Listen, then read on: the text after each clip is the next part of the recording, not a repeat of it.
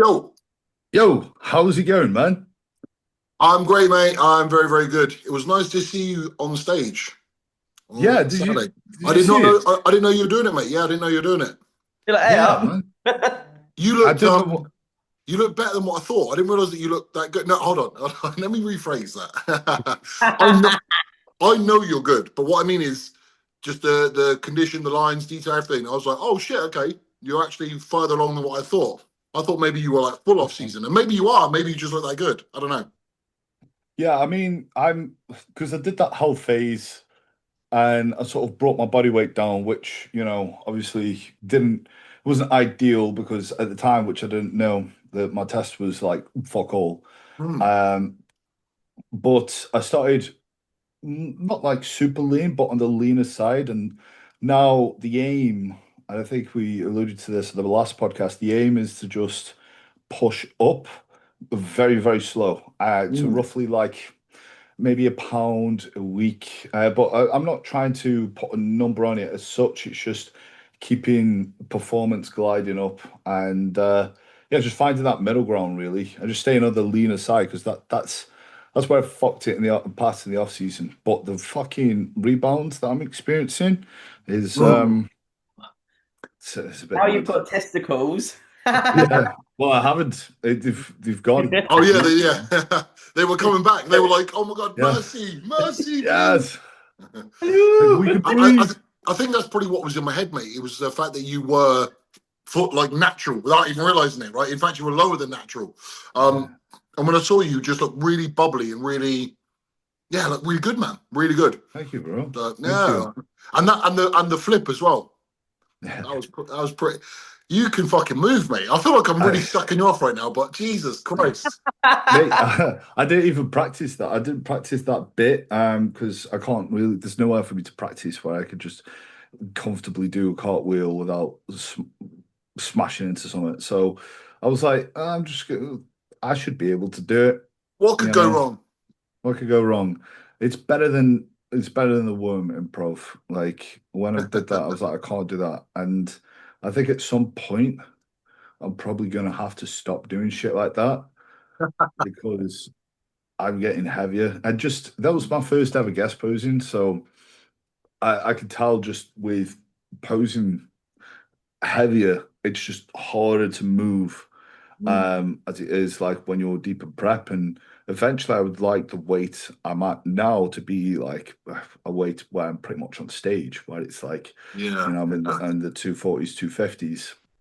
That would be ideal when I get there. Think But yeah, this came up in conversation for me. I don't know when it was. I don't know how comfortable I'd ever be doing a guest pose. I was asked once upon a time, but I just the idea of going up there when I feel shaped. And do you know what? A lot of my feelings toward myself is based around my stomach. Mhm, Just mhm. having a big belly in off season. That just to me, oh, I don't know. yeah.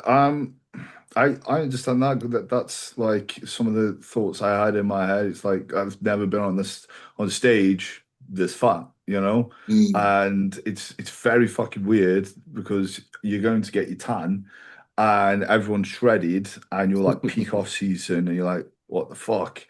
Um, I like because I was also off season, and it was a hot day. I was sweating my bag off, right? Mm. And the tan just would not go on. It was Mm. like Mm. it's ridiculous. I got rid of I just didn't eat before the gas posing. That Mhm. was the main thing, just so I didn't have that off-season bloat to Yeah, help with yeah. that. But the thing is with yourself, mate, you're lean like all the time. You're Mm. like always doing shows as well. So I think it would be hard to get you in a spot where, you're gonna look off.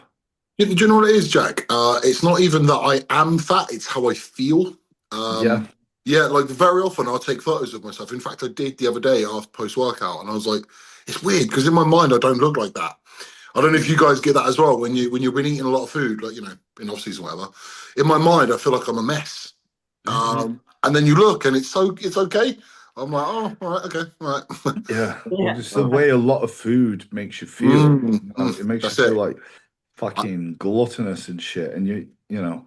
Yeah, even when I'm in prep after a high day, I don't like looking either. Like if I've had like a refeed or whatever it is, I That's don't know. like a psychological thing there. I think so. Yeah, I think so. Because I'm yeah, like I know I'm never fat. Like my body fat is never ever high. So I don't know. Yeah, maybe it's just Yeah, my own insecurities.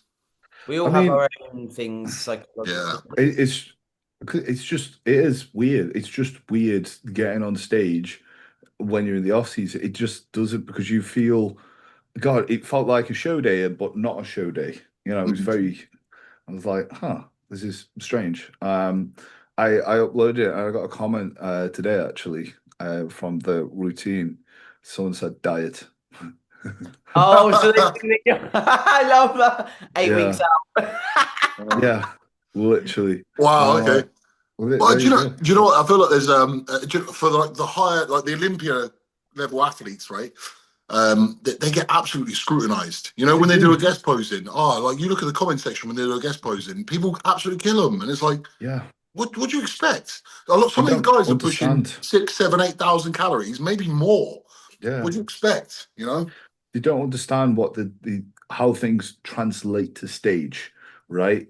And this goes back to when they're saying the favorite influencer is going to win a show, whatever it's, and then they see someone get on stage and it's like, wow, that's very different. They don't understand what how shredded being shredded is, and you could be having a lean off season and you'll still look puffed out when you're on stage because there's such a discrepancy there, and people just don't understand guest posing. It's like unless unless like Andrew Jacked with his last guest posing, he looked like he just needs to drop a bit of water and he's ready, right? And people are like, oh yeah, he looks great, but that's not realistic for people to do, you know, to because if they stayed like that year round, because Andrew Jack's just finished competing, if they stayed like that year round, you'd be complaining that they've not fucking improved or changed.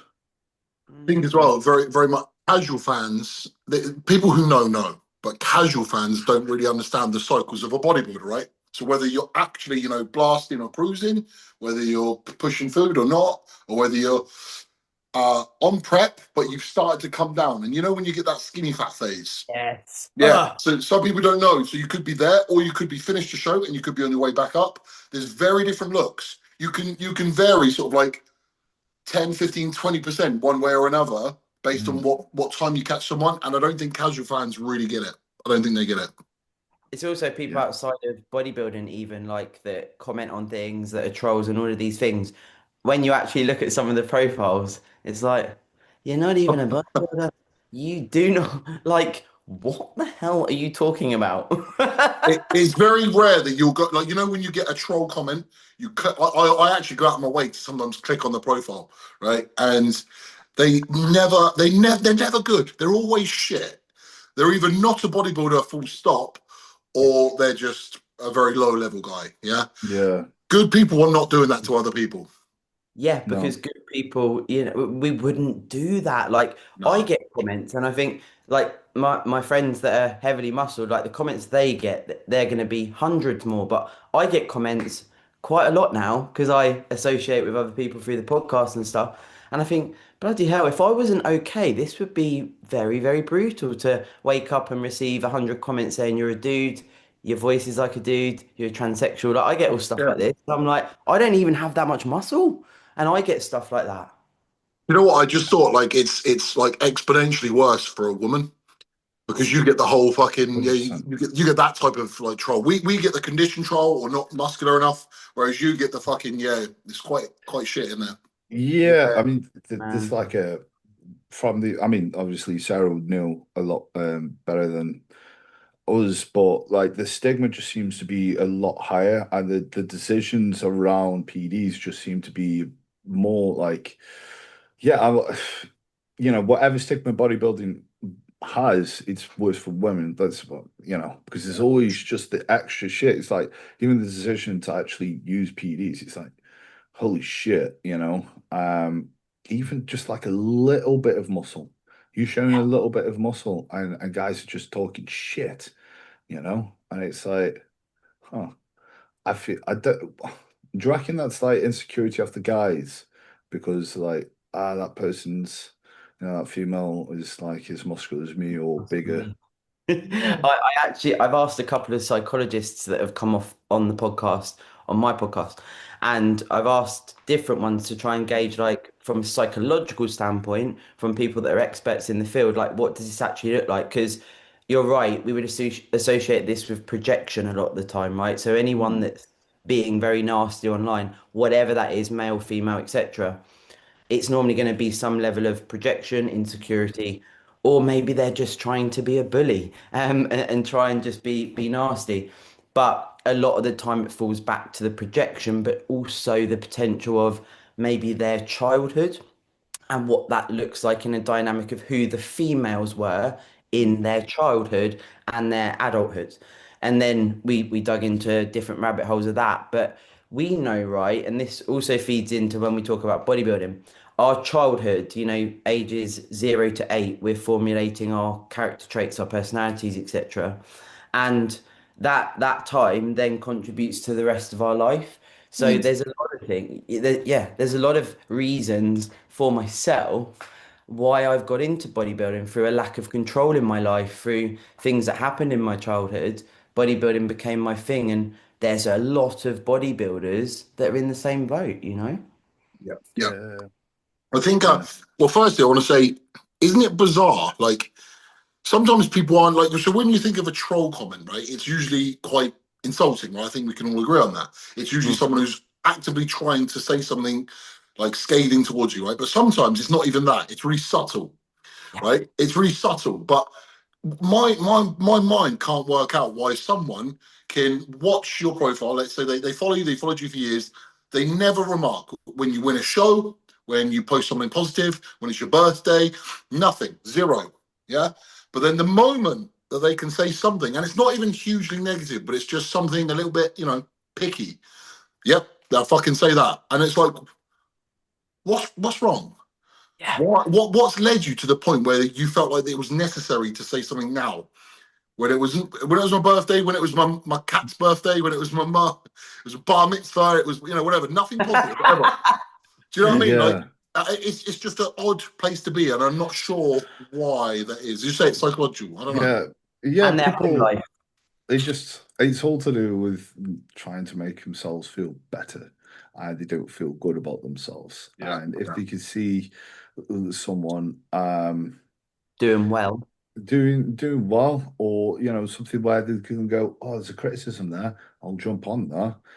People could jump on a bandwagon of unnecessary hate just because they're like, yes, cool, this person who makes me feel bad about myself because I don't like the standards I hold myself at, and they hold themselves at a high standard, which I wish I was doing. It's like, fuck yeah, cool. Yeah. Now I can actually jump on them, and I feel Yeah. better about myself because I'm lowering them to my place, Yeah. to where I'm at. I definitely think so. I think sometimes I remember I really hate the expression. First and foremost, I hate the expression haters because I don't really think that everyone's hating. Sometimes they can just say a negative thing, which means they're, I don't know, are they a bit of a shitty person? Maybe, I don't know. But I think sometimes they're. I always heard this expression: "Be careful of those who aren't clapping when you win." And I always Yeah. thought to myself, well, no, it's quite arrogant to think that everyone needs to clap when you win. I think, no, I don't know if I agree with that. Mm. But when I've not done well at shows, there are the same people that crop up. They won't be there when I win, but when I lose, they'll be like, sorry, mate, unlucky. You did 100%. well though, you did well. And it's almost like they take some sort of satisfaction from the fact that I didn't win. And I find again kind of odd. Yeah, but realistically, and to put a silver lining on this, it means that you're doing something, right? You're doing something well. If you're making people feel that way, where they feel threatened enough to sort of try to neg you and talk shit, then you're doing something well. Because if you, the greatest way to not be judged or criticized is to be nothing, do nothing, say nothing, And if you're doing shit in life, yeah, people are just gonna start talking shit, and you've got to see. It's like I've seen. Okay, this is a crazy example, but I've seen when I've worked in a gym somewhere, there was someone who was doing a prep and they were doing awfully, like they weren't fucking doing anything in the prep. As in, they weren't making any progress. And it was like 2 weeks out, and it's like, wow, you've done nothing. And the comments were like, oh, well done, you're doing amazing. Da, da, da, da, da, da, da, da. And then I scrolled down and I see Nick Walker, and it was like he looking ridiculous, and people like, oh, you look shit, blah blah blah. What? Da, da, da, da. And it's like, huh?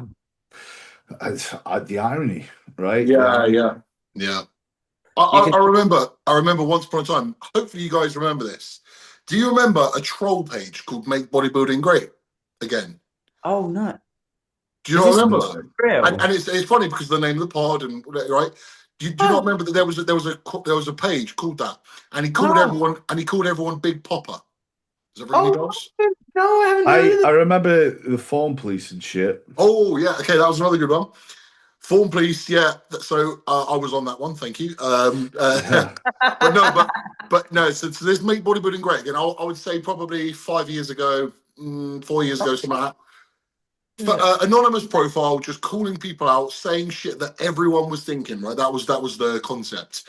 No one still knows who it was. Right, and I remember I took it. It said most overrated bodybuilder in the UK, and it said me.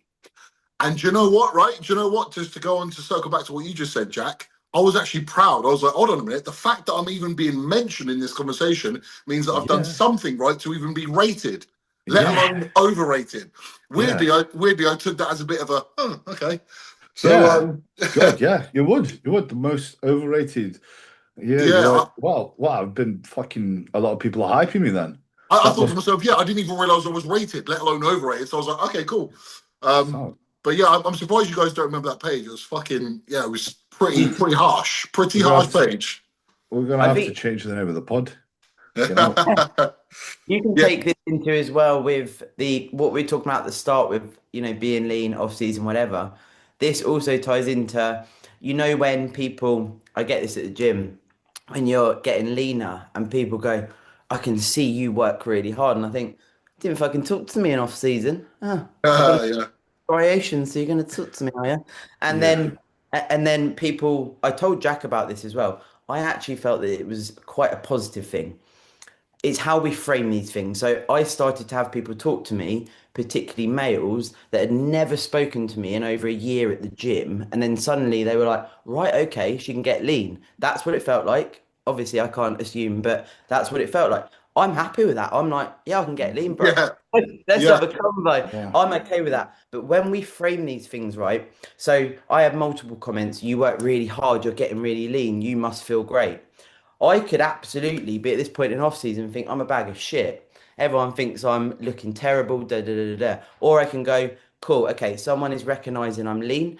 That does look like I'm working hard. Cool, okay. I'm gonna take that for what it is rather than, well, you only talk to me when I'm lean. Like we have to frame these things if Yes. we're gonna last in the sport of bodybuilding because all these trolls and everything that happens going to affect us mentally, right? So, like we're saying, take that shit as a badge of honor, right? Someone's talking Yeah. about me. Yeah. Nice one. Yeah.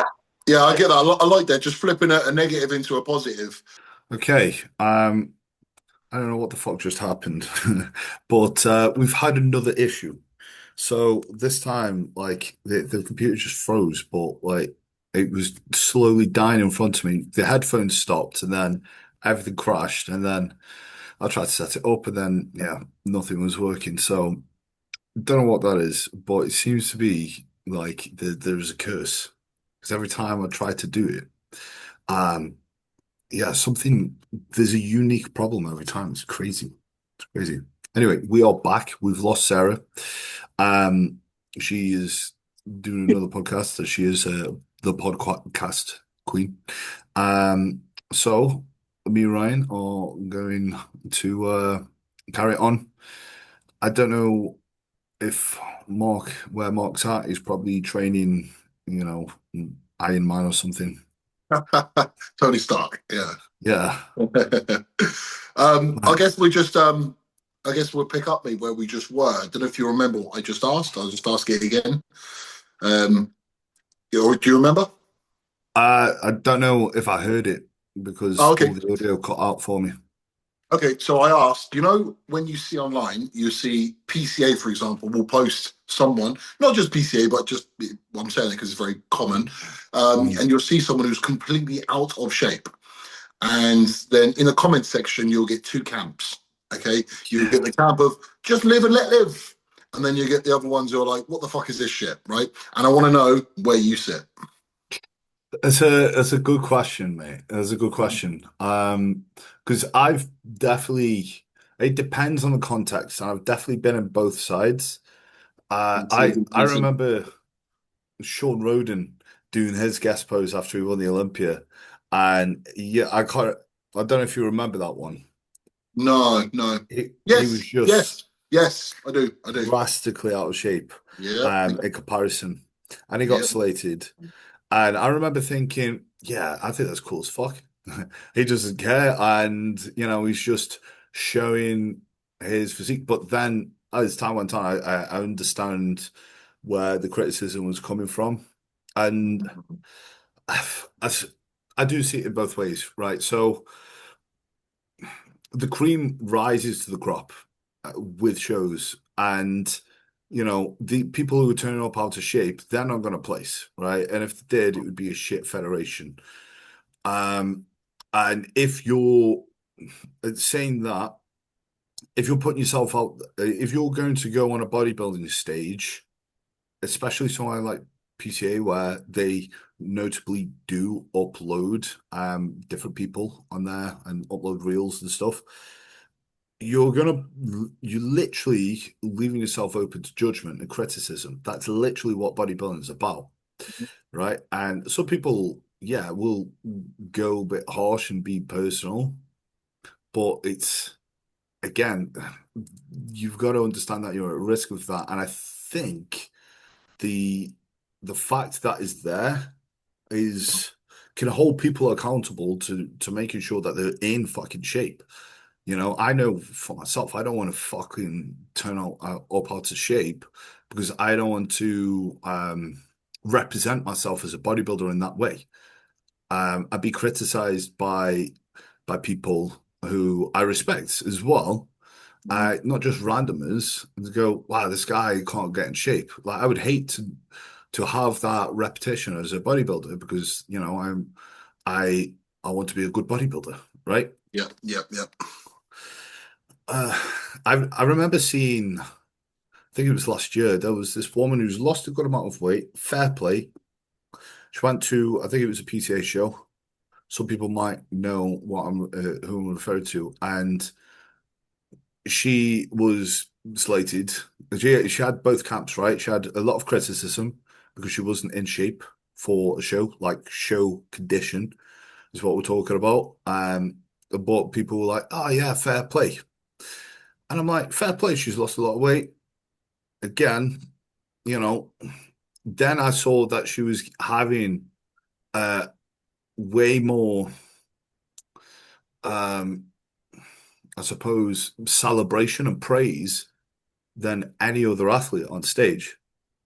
That's where I was like, huh, I think that's a little bit shit.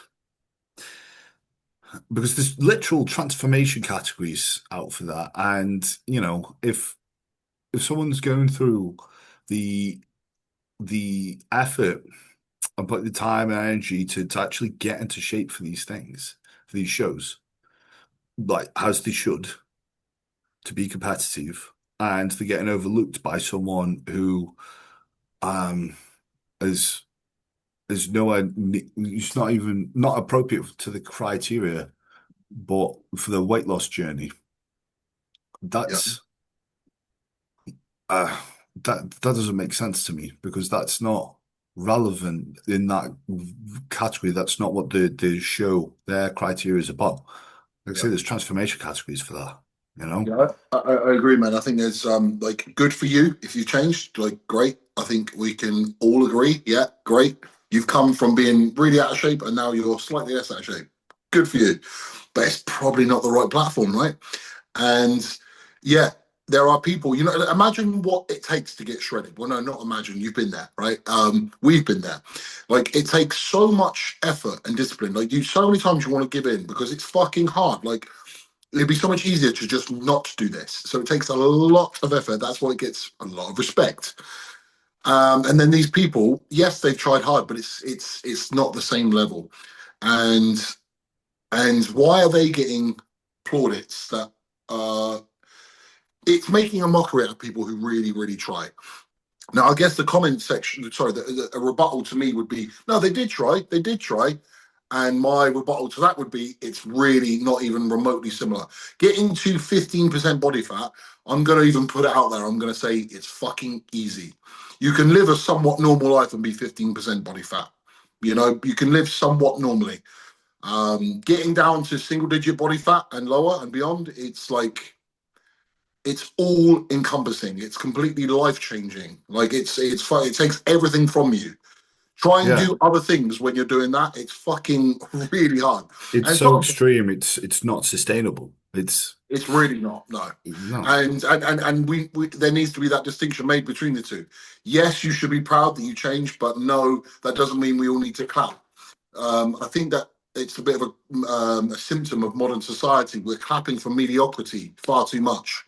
And sometimes it's okay. Do you know what? It's okay to call stuff out. That Yeah. doesn't mean that you're a hater. It doesn't mean that you're a bad person. But sometimes you can just speak the truth and say, this is probably not appropriate for a bodybuilding stage. Yeah, yeah. Right? I mean, yeah, I see that. I think again, clapping for mediocrity whilst ignoring the exceptional. That's Yeah, wild yeah. to me. That's wild to me, right? When the mediocrity gets more clout because potentially it's more relatable, you know, Oh, yeah.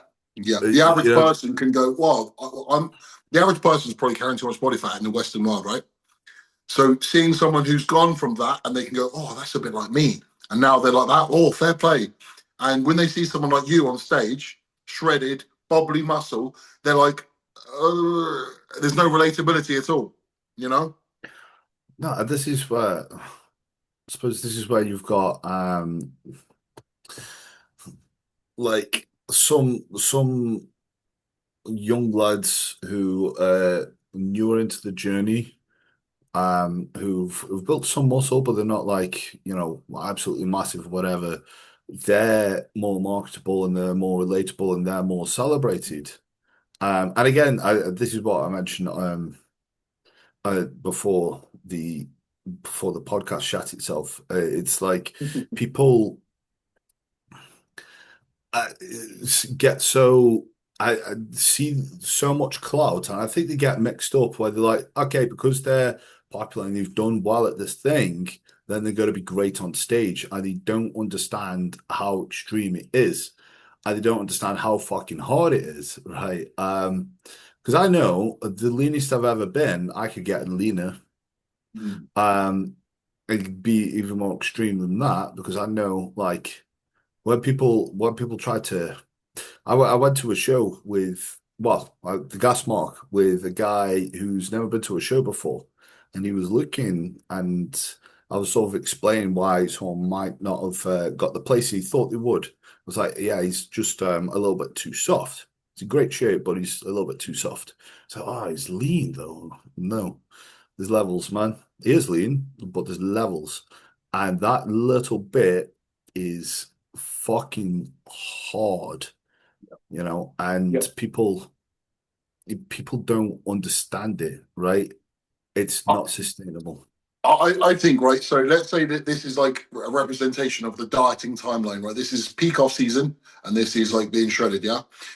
Getting to about this point here, where it looks like you're fucking close, is probably like this final bit is harder than all of this combined. Do you know what I'm saying? When you Yeah, get to like again, you know what I'm on about. Let's say about 5 weeks out, 4 weeks out. That bit there is way harder than anything else you're going to experience because that's the bit when your mind is telling you, I don't want to train. I don't want to do cardio. Cravings are through the roof. Everything just is fucking dialed up, right? And if you've never been there before, you won't know what that feels like. 100%, mate. Yeah, 100%. yeah, Yeah, like your body is really not wanting to go there, and instinctually, yeah, is going to be telling you the opposite of doing what you're doing. yeah, yeah, yeah, It becomes to that level where your primitive instincts are like, going, I just need to eat, I need to yeah, not train, I need to do the. yeah, Um, and throughout the majority of the prep, it should be a doddle, yeah, right? yeah, yeah. First Especially, 8 weeks or so, fine, easy. yeah, especially if you're well ingrained into like a bodybuilding lifestyle where, I think that again is like people are just are celebrated being able to do that lifestyle, right, and lose that amount of weight. Um, whereas that bit where you have to go that extra mile to actually get into shape is people can't. It's hard to explain until you get there. I think actually to the point this has just come to mind. Have you seen that um Ethan guy online? Ethan.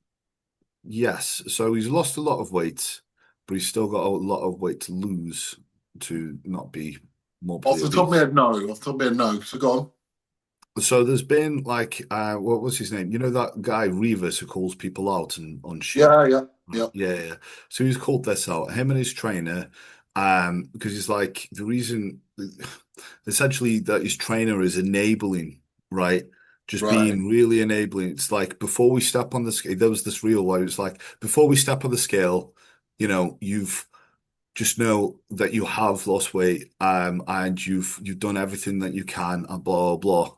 And then after he steps on, he's not lost any weight, and he's like, it's probably water weight, and da da da da da da. And it's like you're just enabling. Um, like the first bit was, well done, you've changed your life to be able to do that, but Mhm. it's going to be the easiest bit to lose Yeah, weight. yeah, And yeah, past that point, and there's a bunch of people in the comments just enabling and saying, yeah, "Oh, you've done well." And it's like Revis is calling it out, and he's saying, "Nah, he just needs to. He's likely to not be sticking to his calories, yeah, right? yeah. Because he's Absolutely. not in the deficit, he says, because it would be impossible, and he's not lost any weight in months, all year, Mhm. and that's what he needs to hear. It's like, Yeah, nah. Again, it's the celebrating of mediocrity. It's like, yeah, okay, you celebrate it too much. People will think that they're doing amazing when they actually need to be yeah, told that they need to be fucking better and yeah. uphold themselves to a higher standard. You're bang on, mate. You're bang on, and I can bet already, without even asking you the question, the harshest lessons and the things that you took the most from are those times when you didn't quite nail it, right? And that people's comments or the judge's feedback or your placing, that shit hurts, and you don't want Mm. to feel it again. And those metaphorical slaps in the face are the ones that make you sharpen up, right? And Yeah, I think as a coach, if you want to call yourself a credible and good coach, you need to get used to doing that. You need to get used to being honest, even when it doesn't feel good, and even as a friend, you know, as long as you frame it in the correct manner, right? So you're not cut yes, like so. If you and me had a conversation and you said to me like you were a week out and you said, "Well, what do you think?" I'll tell you the truth. I'd be very, very mindful in how I say. I'm not going to be like Jack. What the fuck? I'm not going to do that. I'm not a knob. But you need to deliver the message in such a manner yeah, where it's going to be taken on board and it's not going to be like ruin your fucking whole yeah. prep. Well, But yeah. Well, I think that makes you a good friend. It makes you a good friend. Someone who can just 100%. tell the truth. You know? 100%. This is applicable not just in bodybuilding, but in life, right? Yeah, yeah, yeah. But I think that's what people are sort of getting away with, right? Because I do believe that the society's getting softer. People are less likely to respond well to constructive criticism. They don't want to hear it. The ego's just not in a place to have that. I see that in coaching. I've seen that with what other people are saying in regards to coaching. They don't want to hear the fucking truth. People are wanting to just have to be enabled, right? And go, yeah, you can put on 20 pounds of muscle. I know Mm. you can do you can get into shape and still go out drinking and eat whatever the fuck you want and live it's like people want to be told what they want to hear. Yeah. And it's like, no, you need to be told what to hear. That's what I love that shit, right? I had a fucking call with Kuba the other day, right? And he kindly jumped on this call to just go over just what my bodybuilding is like, and how I'm approaching things. He offered to do that, and credit to him. And Yeah. it's been a while since I've had someone look in depth about what the approach is and give some feedback on it. Because for those that don't know, I've just been coaching myself for well, now probably the majority of me being a bodybuilder. Um, so he was like, do you want me to tell you what I think? How honest do you want me to be?" And I was like, "That's a great question. That's a great question. How honest do you want me to be?" Of course, I said, "As honest as fucking possible, right?" But you better And be it was, ready for that. yeah. Yeah, But but you better be ready. I'm so like ready to hear it. I'm eager to hear it. I really want to hear that. I much rather hear that way more than someone going, "You're good." It's like, thank you. I appreciate that. But I want to know how to be better. Because if I can't be better and people know it, I want to know it as well. I want to know how, right? Mm. And where can I hold myself to a higher standard? Because you could be blindsided, even, especially if you coach yourself, Yeah. you can get to a point where it's harder to be objective. So having that objectivity in bodybuilding is so important. You need to have a thick skin. You need to, whether it be the online trolls or the judges or your coach. You need to be willing to be told that like that you when you look shit and why you look shit, where you could be better. Yeah. Uh, and not take it to heart, and not go, oh, my feelings are fucking hurt because of that. I'm letting that lower my sense of self-worth. Notes. We're talking about the process. We're talking about this thing as a project. You can be better by improving these things. That's it. You don't want to take it personally. I feel like we're getting away from a lot of people are getting not in the place to hear that. It's one of the things though, man, it's easy to say, hard to do, right? Because I'm sure when Cuba said some stuff, there was a part of you. I'm sure there was a part of you that almost wanted to kick back a little bit. On maybe let's say he said five things, and of which you had, you almost wanted to fight back or push back or something. Maybe you didn't, maybe you didn't. But I'm just going off of my own experience with coaching and whatnot. It's hard to hear, and people's natural instincts is almost to revert to, I don't know if I'd even call it default, like what you've been doing and what feels comfortable and what you believe to be working sometimes isn't, and but you always revert back to it, you know. Um, so I don't know Yeah. what was the things he said to you. Do you mind me asking? No, it's I'm happy to share that. So I think with this, a lot of it was sort of what I was coming to the conclusion of myself, what I was saying I was wanted to do. And he really confirmed that because I was like, right, I've said it on the podcast before. It's like, okay, I've pushed up a little bit too heavy Mm, in the past, and he's referred to that. He's like, you want to stay on the leaner side. I'm like, mm, yeah, that I was sort of yeah, thinking that approach anyway. yeah, And it's like, right, and it was just more so putting parameters on how to be more diligent and how to get the most out of the off season. And it is really just emphasizing that point of more control, not being as aggressive with pushing up, not being as crazy with volume in the gym or trying to fucking send every set, and losing my head. But I think that's where because I was in a place to hear it because I was coming to this. I was having this epiphany pretty much anyway. So I felt like that was like some divine timing with Yeah, yeah, just sort of reiterating these things. But I was also acknowledging that the context that he had of me, um, and how he operates. I understand how he operates. He likes to be very diligent with tracking everything. And that's one of the points as well, is like you want to track a lot more.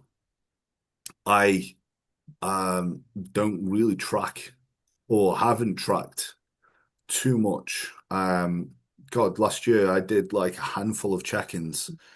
Um, and you know, I approach things a lot more intuitively, whereas he's logging absolutely everything. You know, so that's why it's like, right, you want to track him. You know, he said you want to approach this like a Derek Lunsford, right? Where you want to be going for it. And I'm like, okay, cool. So I suppose it's just more diligence with um the right doing the right things, really. Because I think what this sort of segues to another point. I think we've been, or a lot of us have been guilty of pouring a lot of effort into spinning our wheels. yeah, Yeah, you know, we can like in a prep we could go over above and beyond to really get into shape and we end up fucking it and looking yeah, faded and whatever. You know, I've been in the off seasons where I've force fed and I'm like, oh God, fucking hate food and I'm trying to force feed more and it's just been counterproductive and probably stopping me at that point making progress. So I think it's just making sure your efforts are um, productive efforts, you know? yeah, yeah. It's an interesting thing hearing about like the Q. I know that Cuba's really militant with like all the things that he's tracking and stuff. I'll be honest, right? I'll be totally frank. If that was how bodybuilding was, I don't know if I'd love it as much. Yeah, Me personally, I like things to be a bit more like you've been. I'm a little bit more intuitive. Tracking every minutia or a large portion of minutia, I don't know if I would love personally because bodybuilding was like in its purest form for me was always just like just eat, train, and then when you're going for a show, eat slightly less and train, and I don't know, and there's something in me that really likes that sort of just like simplicity. yeah, there's something about that. And when I have to, track how many shits I've had in a day, I know I'm taking the piss a little bit, but yeah, it just, I don't know, I don't know. That, yeah, I get that, like 100%. And I've been, I suppose, I've definitely been at both camps, right? I think that this is where there is a preference in bodybuilding because you can listen to guys who are top pros and their approaches are different, where people are really militant with how they track everything, everything. And some guys are just they go with the flow and you just relax, and they're probably better off for it because they're not over stressing Mm, every variable, right? mm, Because there's one way to look at it where you're minimizing the margin for error by trying to do that, but you're creating more margins to have error in, sure. I suppose. You know what I Yeah, yeah, mean? yeah, I get it. Yeah, yeah, yeah. Now, there's more things that can go wrong because you're hyper aware of it, right? Yeah. Um, I'm the kind of guy. So I will happily, for example, if I'm caught short, let's say I'm out and about and I don't have my food with me, I'll happily go to the shop and buy some of the cooked meat, like which is pretty poor quality. I'll buy some cooked meat and I'll buy some snacker jacks. So that's my chicken and rice, or if it's pastrami and rice or whatever. And then I'll grab a bit of fruit, and I'm happy to do this. And it's very like on the go, very relaxed. Yeah, whatever that'll do. And I remember when I got with my old coach, I've only ever had one coach in my life. And he was just really dead against all that kind of stuff. And I remember thinking, yeah, but it works. Like sometimes you just got to do what you got to do, right? And he was like, no, the quality's too shit. Like it's no good. Don't want it. Blah blah blah. If that's how you're going to play it, you're not going to get the result you're after. And I'm kind of on the fence on it. because some of the best progress I ever made was when I was like that. And I'd even go one further and say, now that I'm further into my bodybuilding journey, I'm creeping up. My progress is like this. Whereas when I was really relaxed and just doing sort of whatever, I was progressing year on year and year and year and year. Yeah. So the Yeah. context matters. The context, like I use us as an example. We're both pretty large guys, and how much muscle realistically are we going to grow from the position we're in now? Are we going to be growing another 10, 15 kilos? Probably not. You might argue differently. You might think differently, but in Well, my mind, I feel like we're closer to our ceiling than yeah. we definitely have gotten closer to the ceiling than, of course, at the beginning. Sometimes I think also your approach evolves as the further you go. So like pushing Yeah. up heavy in the past Yeah. was decent for me because it allowed me to get strong and have good leverages in the gym. But now my body's saying, "Hey, fuck off." A little bit easier, and I'm stopping to getting past that weight. Yeah. And I've noticed I've done that for a while, and potentially me just fucking um, being more dialed in and leaner could Yeah. grant me Yeah. an extra little bit. And I think Yeah. I see that. I see that. Yeah. it's so hard, isn't it? Because I do think people can overstress, Mm. right? 100%. And I think a lot of people will overstress finer details whilst massively missing the broad strokes, right? Mm. Mm. And it's like you haven't nailed recovery, right? But you're trying to make sure that you're having the right electrolytes for every meal and you're weighing your salt, but Yeah. you haven't nailed this fucking very basic thing of like training hard or some shit like that.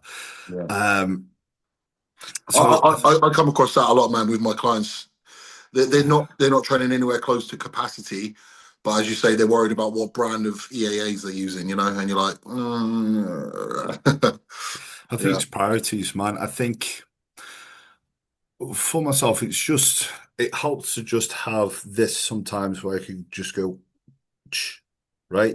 It's yeah, like you're going on a plane. I like this using this analogy. You're going on an aeroplane and you're going to a destination. If that plane is off by 1 degree over the course of time, as it accumulates, yeah, of course, you'll end up at a completely different place. yeah, And I think there could be because potentially, you know, someone just needs that.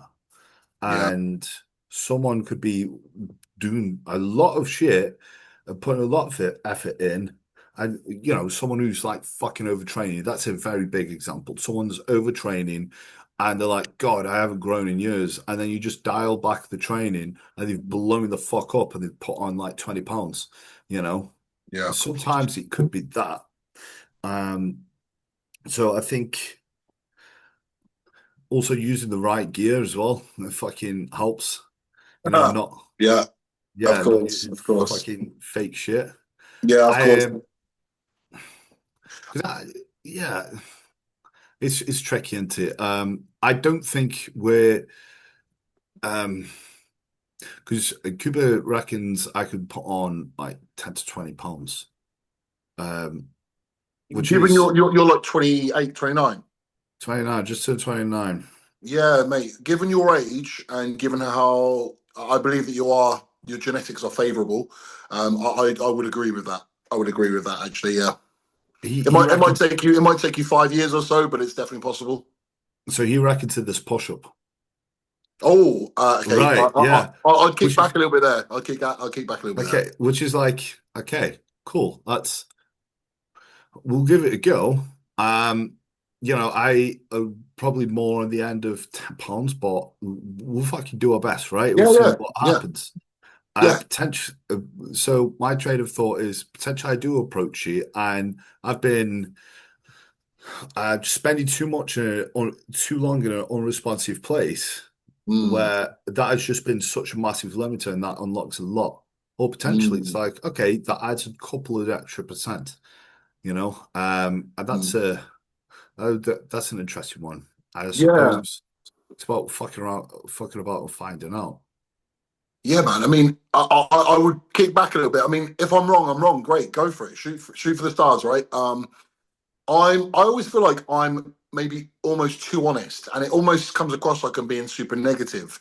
But I just feel like the honesty is realistic because Yeah. I've put on stage weight in 11 years of competing. I've put on 17 to 18 kilos of muscle in 11 years. So what are we talking? That's like, it's not even 2 kilo a year. It's like a kilo and a half per year when it's broken down. A lot of the growth happened in the earlier part though, and then it gets slower and slower, right? For sure. And I think that my genetics are normal. They're not hugely favorable one way or another. So can people do it quicker than that? Yes, but I think people do overestimate what they can grow. Yeah, I'll see. In fact, I saw a post this morning. Fuck it, I'm even going to say his name because I'm not calling him out because he's actually a great bodybuilder. Like he's a very good bodybuilder. You know, Reese Fit. He's put on 12 kilograms of muscles in a year and a half or something like that. Which I, be honest with you, I don't believe. Now, do the scales read the numbers? Yes, but 12 kilograms of muscle. Do I believe that that's happened in a year and a half? No. Yeah, I mean Yeah. that's the crazy thing. But I think it's like from my experience of growing the past few years, I think 10 pounds would be a very fucking good year of gaining muscle. You know, if you gain 10 pounds, that's a very good year of gaining Very. muscle. I would even say someone of your level, I'd even wonder if you could do that because you're already of a level. Now, I might be wrong. I might be wrong. That would be my take. But it's also like, yeah, it's also where the muscle goes on as well, which can make a drastic change. Yeah. Because you can put on like 5 pounds of muscle, a lot bigger if it's in the right area. Um, I think if you're going to suddenly pack on a lot of muscle, out of nowhere, you've corrected a broad stroke, right? That's Yeah. been potentially limiting you. It Like you wasn't. It find wasn't table salt to Himalayan salt, was it? no, it wasn't. That's the thing. It's like so if we were going to use myself as an example with that, like a lot of what Cuba's recommending is just having myself in a state where there's less stress on my body, like where I'm more insulin sensitive. Yeah. Um, Yeah. better, I'm on top of the cardiovascular fitness because my weight's managed. Da, da, da, da, da. So if that helps, if the broad stroke of recovery is suddenly much fucking better Yeah. for an entirety of a push-up, um, yeah, it depends. It depends how much that's a hypothesis to be tested, right? We'll see, right? Yeah. Yeah, I agree with you. If you can really dial in, like let's say your sleep gets 20% better, or let's say what you just said, yeah, I understand that. But my argument still would be this, and you can call me pessimistic if you want, that's fine. The human body has limitations. And I mean, like I use Ronnie Coleman. Ronnie Coleman's about as extreme as it gets in terms of muscle mass, yeah? Could Ronnie Coleman have put on another 30 pounds of muscle? In my opinion, no. Doesn't matter what he did. There is a human limit that you're, and Yeah, I 100%. believe that you are closer to that limit than you realize relative to your genetics. So you're not a Ronnie Coleman, and I'm not either, obviously. So let's say your ceiling's here. I believe that this is closer than you think, because unfortunately for us, our genetics determine the amount of muscle we'll ever be able to put on. For sure. And let's go on Cuba's thing. He said 10 to 20 pounds. Did he say 10 to 15? What did he say? 10 to 20. 10 to 20. So let's go 15 in the middle. Let's say he's correct and you do that for 5 years. So let's say you put on 75 pounds of muscle from the position. I'm sorry, no. Yeah, that would be mental. My answer is no. I There is a limit that you're not going to be able to do. Yeah. I think if that happens, it would only happen once. Okay. So Well, when I say correct to the broad stroke, it's like sort of like you will have the beginner gains, right? Again, from Right, the right, right, correct right. to the this. I don't think that would be an ongoing doof, doof, doof. And again, I'm not necessarily saying this is going to happen. Um, I'm intrigued to try it because it's definitely different from what I have done the past few years. Um, and again, come to that epiphany myself is just looking at it and go, right, okay, this is where my body sort of shits the bed and says, right, I'm not responding as well as could. I've noticed that happening this many years now. Let's try this solution. This is a new one. I've gained this much muscle with that old approach per year. Let's try this approach, which is going to be more so different Yeah, and not yeah, as extreme. Maybe that elicits a jump up here, yeah. and then I wouldn't say that's going to be wow. Okay, I've unlocked unlimited growth from you. You know that would Yeah, be yeah. fucking cool, but no, Yeah, I it's understand. like I if understand. if resize gains 12 kilo of muscle, that won't be yearly, right? You Well, can't well, because if you follow him, I'm sure you do. He also jumped up from men's physique and pretty much gained 10 kilos off the back of that as well. yeah, So in the space of like 3 years, he's already gained 10, 15 kilos. And now he's claiming to gain another 12 kilos. I don't know. Like, at what point does this? I don't know. Maybe, as I say, maybe I'm the pessimistic one, but I've been in this game a long time, and I think it sounds sexy, doesn't it? If someone comes to you, for example, Cuba's come to you saying this is possible. It sounds fucking great. Yeah, everyone's yeah, going to grab that with two hands, but for I just sure. think that I'm just a little bit more reserved in my judgment of that. I think that it's probably not possible. I think, is it possible for you to gain 5 pounds of muscle this year? Yes, I'd say Yeah, that as a 100%. 5 pounds of pure muscle, and I think people underestimate what that looks like. for sure, 100%, Oh man, 100%. 5 pounds of muscle in the right places, that would look ridiculous. Like, Yes, yeah. yeah. So that's more, yeah, I'm on the so where I see it as it's like there's an approach where I see the logic in trying because I've also experienced the other approach and mm, mm. I'm happy to try this. Yeah, I'm open-minded. I'm optimistic. I think this will yield more growth yeah, previously than previous. But yeah. I'm open-minded and not going, I have to be this way or blah, blah, blah. Because being absolute with, I'm going to gain fucking 20 pounds of muscle will leave you fat if you've not gained 20 pounds. Like, I need to see 20 pounds up Right, on right, the, right, right. you know. Yeah, So yeah. it's like, I'll just let my body glide Yeah, and man. You'll conduct increase. yourself like you're going to gain 20, and then where you land is where you land, right? You're not gonna allow yourself to be limited, which is probably what I'm doing by saying what I'm saying. I mean, it's just, it's not even, it's just doing, I think. I think what people should do is they should look at doing the right things to gain muscle rather than putting an absolute on the amount that they are Mm. going to gain per year and going, I'm just going to make sure today contributes to building as much muscle as possible. And I'm going to do that every day. Um, I rather than and I'm not gonna have a set weight to get to or whatever.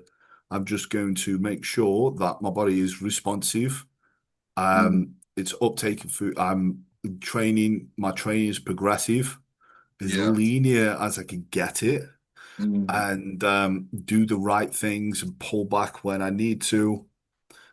I balance myself accordingly. I think that's just the main, and just make track enough to know that you're going on a Yeah. positive trajectory Yeah. and approach it in a way that's sustainable for you.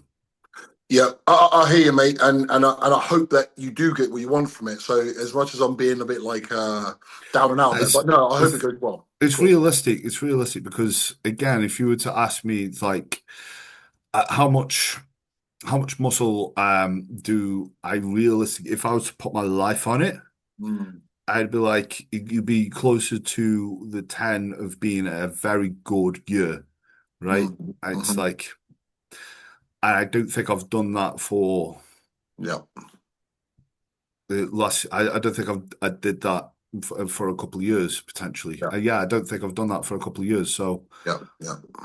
I get it. that will be better. But I understand what you're saying because a lot of people, a lot of people just don't interpret the weight properly. You got to think as well. It's like um, if someone uses a lot of GH all of a sudden, their weight's going to go up, or insulin, or something. The weight's going to go up, and they're going to look like they've put on a lot of fucking muscle.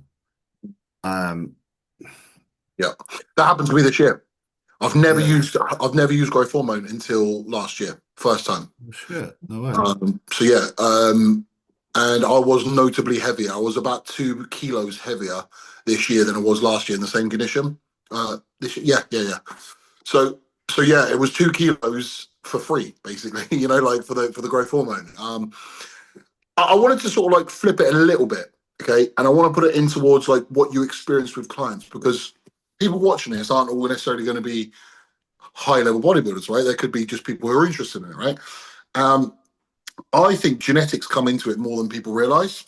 And I've got clients who are locked in. I've had some clients for 3, 4 years and they're doing everything right. They train hard. I've literally trained with them. I know how they train. They fucking push themselves. They eat correctly. They're checking on time. They're taking the correct supplements, steroids and over and under the counter steroid supplements. They're doing everything right. And they just aren't getting that much of a response.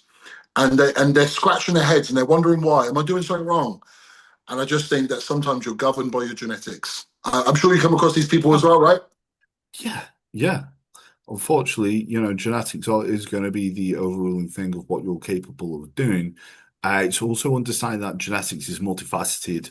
So, someone's metabolism, Yeah. someone's insertions, the ability to gain muscle, how even like the thinness of the skin. Yeah. Yeah. There's so many. It's like someone is like Samson's got great genetics, but I've also known people who could get into condition much easier than him, who Mm. have a lot less genetics, right?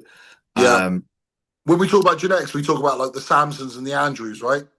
But actually, they also struggle to get in condition. So then someone like Hardy, we don't say Hardy's got great genetics compared to them, but mm, it kind of has. It's just different. yeah, How hard Hardy gets. it's like Nick Walker. People like, Yeah. Yeah. yeah, people like, oh, it's not genetically. Well, yeah, he's great genetics for being able to fucking be that size. Mm. Like, one of the most muscular people at a very young age. Yeah. It always makes me laugh when people go, Dorian Yates didn't have great genetics. And it's like he fucking did Oh my because God, yeah. he lost 2 shows. One of Yeah. them was As, his mate, first Olympia. anyone who steps on the Olympia stage has great genetics. Yeah, In one way or another. And obviously it's varying degrees. But if you make it to the top 20, let's call it top 20 in the world for that year, you have great genetics. Are they the best of the best? No, but you have great yeah, genetics because, as I say, there are some people. I actually am going to use myself as an example, and I think how much muscle you can grow is myostatin, isn't it? It's yeah. it's it's the it's the production 100%. of a certain like limiter of muscle. Yes. Like I'll never have gigantic arms. Like they're okay because I'm quite a big guy, but the insertion point of my bicep and the triceps a little bit undersized again, the insertions, and I'm just quite long. And I just think like my ability to actually gain mass is okay at best. It's okay. Like I'm not terrible and I'm not great. Um, so I'll never have 24-inch biceps. It doesn't matter what I do. It doesn't matter what I do. I'll never have it. And again, some people are in the camp of, well, you're just limiting yourself. That's a mindset. You're limiting yourself. And I'm very Yeah. much of the no, man. No, man. There I, is I, yeah, I get that. I get that because it's yeah. Because I remember actually Dorian Yates coming down for a seminar at Strike Asylum, and I remember speaking to him. It was like, "Have you got any advice for an IFBB pro?" He's like, "Yeah." At the time, you wanted to become an IFBB pro, and he was like, "Yeah, set a limit when you call it a day." Because that's what he did. He was like, if I don't win this show, I'm going to call it a day, right? Which I Mm. think is crazy. You Yeah, know, if I yeah, don't win a pro show in my first fucking couple of years of competing, then Mm. I'm stopping body. It's like fucking mad. Woo. But That's a tall order. That's a tall order. I understand that mindset because it's like some people could live, breathe, and spend all the money, the time, and fucking sacrifice everything for bodybuilding. And they're like, oh, I want to be have a career in it. And it's like Yeah, the the would probably struggle to win a regional or whatever, right? yeah, it's true, man. It's true. And you've got to understand, it's like, is this worth what you want to support in it? Some people just love living for bodybuilding, the Yeah, process of it. yeah, yeah, yeah. For me, I'm like, I'm in two minds, right? Because I say to myself, and made a promise when I was much younger and probably quite naive. I was like, I want to be a pro and I want to be a good pro. But when I was like a teenager, and I didn't know if I was able to do it, but I was like, I'm not going to stop until I get there. And thankfully, I've got there, and I'm like, right, cool. I want to go on the Olympia stage. Da, da, da, da. Now that's helped me be um, diligent enough to actually go for it, and Mm. patient enough to go, right, I'm going to do this thing. I will do it, right? Yeah. But if I also was at a point where I got this far in and I haven't won a show, I wonder what my mindset would have been, right? Mm. Because there was definitely times right before I got my card where I was like, Yeah. fuck me, it's been a while, right? And I haven't got anything yet to show for it. Mm. Um, Mm. I don't know. I don't know if this is worth it for you, how much I'm pursuing it. Yeah. And I think people sometimes might need to have that conversation with themselves when it comes to the genetics. Yeah. But before they do that, I suppose to sort of blend the two mindsets, it's like you've got to give it a go. You've got to fuck around and find out to know where your Yeah. genetics are. Yeah. But what would you recommend? What would you advise someone when it comes to their genetics and actually assessing their genetics and the potential where they want to go? Oh, what advice? Um, it'd be kind of generic. You just basically covered it. You need to fuck around to find out. Yeah, if you only ever play at it, you're never going to know. So when people talk about someone who's genetically gifted, you also have to try. Okay, so it's not like you just sat on your sofa and became fucking incredible, right? You had to put the miles in as well. So I will say be realistic, but be self-critical because there are some people. I have clients who will quite literally tell me that they have aspirations to step on the Olympia stage, and I already know that it's not going to happen. And I don't want to be harsh to them, but also I want them to realize it themselves. You don't want to Okay. enable them. So at what Exactly. point do Yeah. you Exactly. at what point do you so what tells you about these people that they're not going to make it on the Olympia stage? So I've already said this and I've already bigged you up a couple of times, but I'm going to big you up again. I remember the first time I saw you. Do you Appreciate it. remember? I made a comment about you. I saw you. I didn't know who you were, and I saw you maybe 3, 4 years. I don't know, 5 years ago. I don't know. And I saw these big flaring lats, these big arms, these thick quads, and this small little waist. And I thought, fuck. I even sent you to, do you know, Craig Madden, Blade Online Coaching. Mm, I sent me and him were close at the time, and I sent a photo of you to him. I said, this guy's just got it.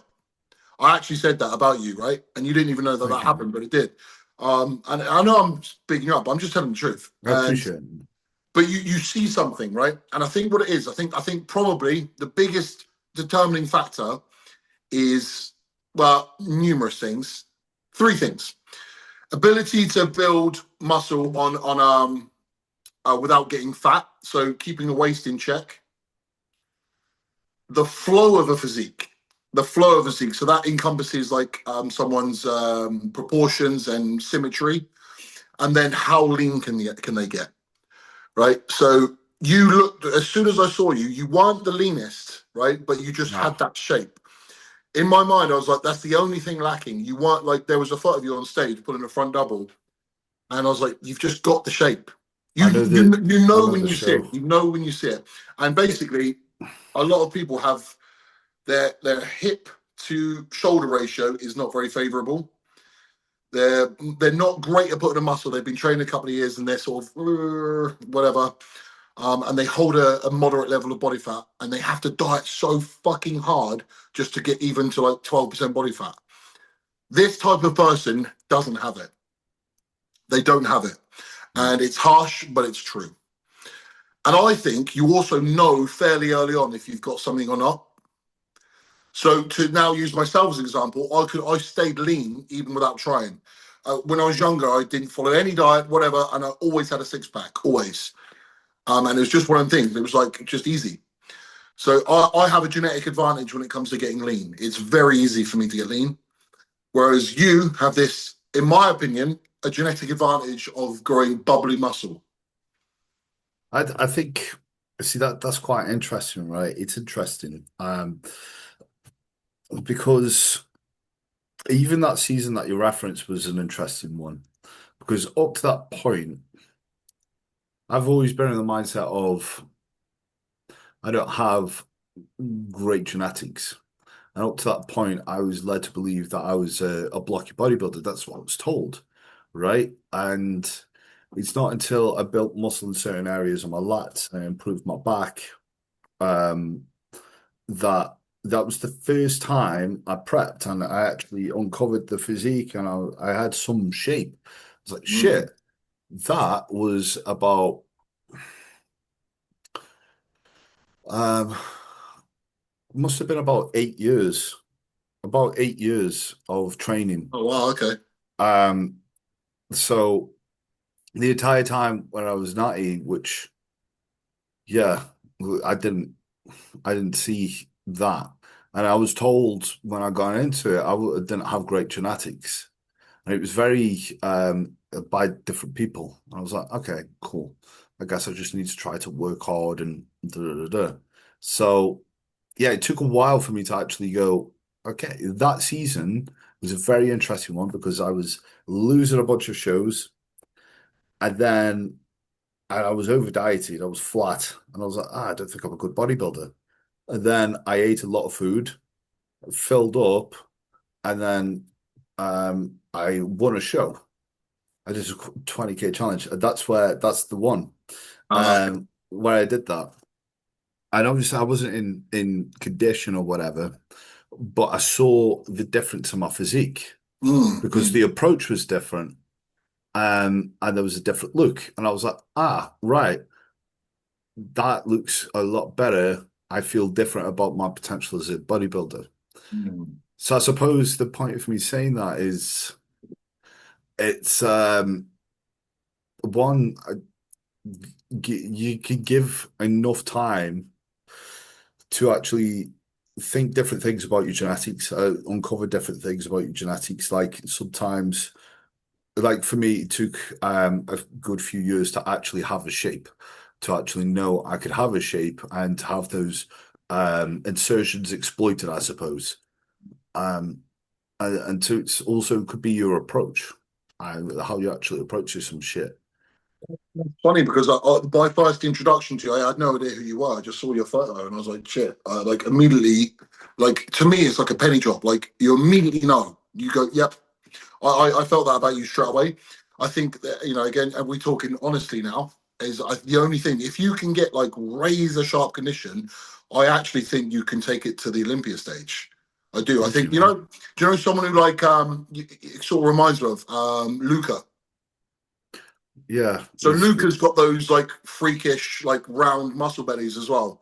And I think you and him aren't a million miles from one another. He has that's just cool. been able to get very, very sharp. He's got really sharp recently, right? And I think he's knocking on the door of like getting high placings in pro shows. And I think you're about that level if you can get that type of condition as well. Yeah, I suppose again it's like fuck around and find out. I know I know the goal that I want. I want to step on stage and I want to do what I can, but it's also not being so right. This is going to happen. It's sort of like Yeah, yeah. appetite for this thing to happen. I know I could definitely get into shape because I know how the prep went for the card, and that just was. I had the show pre-planned for when I was wanted to peak. I was sort of lean. Well, I was lean. I was in condition for stage, but I knew there was more to come off, and there was more that I was willing to pull off, and I was able to do that. It's just that that was the show that got me the card, and it was like, huh. But when you're at that point, do you like what you just described about the 20K challenge? When you get to that point, are you someone who loses pop? Like, so I use myself as an example again. I keep doing this, but like when I get leaner, I actually have more pop. Yes. And then I'll deplete. I'll upload a photo when I'm depleted, and people are like, "Fucking hell, you look really full," and I'm like, "I've depleted for like 4 or 5 days." Like that's how I get. Where so are Yeah. you the kind of physique that like loses? How does it go for you? I think I need a good amount of time to get into shape, to be able to keep fullness. I think the times I really don't look good flat because I do lose the pop, I lose shape, and it just doesn't look great. I think it was just going so smooth. And I Mm. noticed when I tried to go from the qualifier of that year, and that was just a smooth entry, and the fullness was just easily there. And I was like, I'm going to last minute enter this show, the British, for the pro card. And that's where I dieted really hard for a week.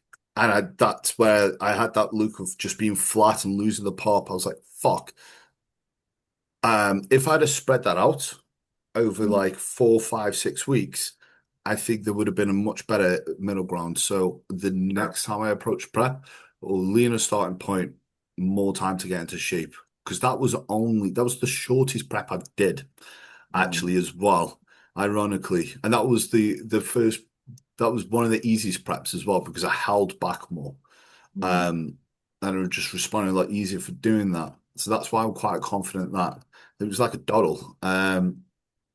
Yeah, it was like a 16-week one, I think. Is that Yeah, short? for to get the card. Yeah, That's interesting, man. See, our genetics are so different. Like 16 weeks is like really long for me. I'm more of a 10 to 14 kind of guy. yeah, And that yeah, 14 sort of like the top end. When I won the Universe PCA, it was 14 weeks. And that was probably the leanest I've ever been, probably there or mm, thereabouts. Yeah, so preps normally take about 10 weeks or so for me. yeah. And Um, maybe if you did like a 20-week one, you might just. Well, I mean, again, it's a case of fuck around and find out. Maybe that could be just too long, right? Um, my height, I think I can like look a bit stringy. It can yeah, like potentially. fluctuation. Yeah, Um, but that's my concern with your physique is like to use like the highest profile example of it is when Samson tried to get condition. What happened to him? He mm, just sort of what's special about Samson's physique? He lost. his bubble And showing. and you are someone who requires that full pop. Mm. So chasing condition, is that going to hurt you? Are you going to be able to get grainy whilst maintaining that? I don't know. I don't know. I think again, just a better starting point. And because I'm now roughly what I started prep at Oh, okay. Yeah. before. And I know I'm a lot leaner. And I think there's that initial size loss of like fucking because With that, Jack, but with that, so now you start leaner, but that also means you're gonna, the part where it starts to get tougher. So Mhm. normally we say like the first 8 to 10 weeks are quite easy. You're gonna hit that sooner because you're already leaner. So it's gonna be a mental game, isn't it? Maybe because it's like again, I felt myself be just responding better and being fresher. and Mm. getting leaner. Like I remember being like close to the regional, and I'm like, I still feel fucking great. I still feel really, really good. And I remember getting to this body fat before and feeling Mm. quite horrible, and then trying to push past that. My Yeah. body was telling me to fuck off, and then I just started getting stringy. So it's like I need to just allow my have my body feeling as good as it can be what was being productive. Yeah. It's like if I can feel better, fresher at say like I don't know 8% body fat, Mm. um, than previously where it's like I've had to kill myself a little bit to get there. Yeah. Then I should have that wiggle room. I think that's in the previous preps before the 24 prep been my limited thing where I've bottomed out with how much I could push myself and So lose tissue. yeah, I get you, but so how then for people watching, how can you be, let's just use that number as well. If 8% felt shit before because you had to dig to get there, how Mhm. are you just going to sit at that number and feel good? What would need to change? More sleep, less volume, what? Time, and pushing and pulling. I think initially when you diet, you have the ability to pull off body fat. You're quite responsive. The fatigue's going to be quite low. Um, so it's easier to do that. And I think you get to a point where you need to push and pull. And that's what Mm, helped me with my last prep is pushing and pulling. I mm, dieted more aggressive and then I was pushing and pulling. That was the best that kept my strength as well.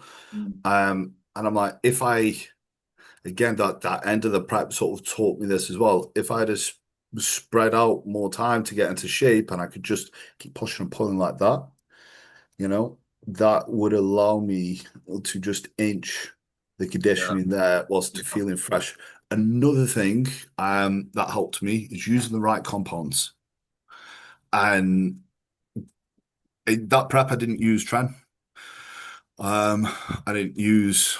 I very briefly used Clan. And used like such a small amount of T3. It's not even worth mentioning, like half tab, for like a couple of weeks. But the preps before, I was on Tren, I wasn't sleeping, I was on Clan, that kept going up, and then da da da da da, and it's like my body was so stressed it wasn't responding again, and I was just feeling shit. So it's like I I suppose listen to your body enough. I just allowing more time to not have to be try to push. Like if it's not responding and you're doing everything, you need to have time to be able to pull back, get it to a place where it's responding, and still then get into shape. yeah, yeah. I think the whole not using trend thing needs to be covered right now. So I'm gonna put cards on the table. I've never done a prep without trend. I've never done a prep without trend, and one of my big problems is sleep deprivation. And I Yeah. know this, so I try and use a little bit less. I might pull it, then put it back in, and put it. But yeah, sleep deprivation is what fucks me Yeah. because Well, I'm not even particularly hungry. I mean, yes, I'm hungry, but it's manageable. But when I mm, can't sleep, oh my god, you know what I'm on about, right? When it's you yeah, awful. it's Yeah. hell. You're in a more fragile state. You just feel more vulnerable to fucking um to bitch out, I suppose. Or even if you're not going to, it's just more of like the cravings are a lot more Yes, prominent. yeah, Train just feels harder, did it. And it's like again for me, I didn't sleep knowing, and I've tried using it in different ways, a very small amount. I'm talking like 50 milligrams in a week, and I'm feeling that. Um, which feel like taken away from my sleep. And people go, yeah, you have a certain look on Trent. Um, the look in comparison to not using Trent was much better because I slept and I looked fresh yeah, and I looked fuller. yeah. That look that you get in Trent is going to be when you're not completely fucked up from it. If you're a person that doesn't get fucked up, you might experience some sides, but again, it's the pros worth the cons, right? It's a risk to reward. is it going to fuck you that much where it's going to actually pull from the look? So my take is this. My take is this. I've actually used Tren in an off season as well, and my sleep is fine. Mm. So then it leads me to believe it's not the trend that's fucking my sleep up, it's the low body fat. But I think they compound one another. Yes. If you are already very, very lean, then you add that in, it makes it fucking exponentially worse. Yes. So 100%. Yeah. yeah. And the what I think the best thing that you've got to be try to balance in a prep is trying to put as little stress on the body as possible whilst doing something that is incredibly stressful on the body. Yeah. And it's like, so if you can, that's what I found to be the most responsive with myself, with clients. This is why I think, something like a linear approach in the off season and a prep, when peaking, is always going to be better because it's not aggressive. Yeah. I think if you can get your response mainly from the deficit and you're not using, I don't think thyroid support should be used for fat loss. I don't think people should be relying on that for fat loss personally. I think it should be used for thyroid support. Mm. Um, I think, yeah, try to use it out of the deficit, and it sounds generic, but use as little, get the most out as little as Yeah. possible. Yeah.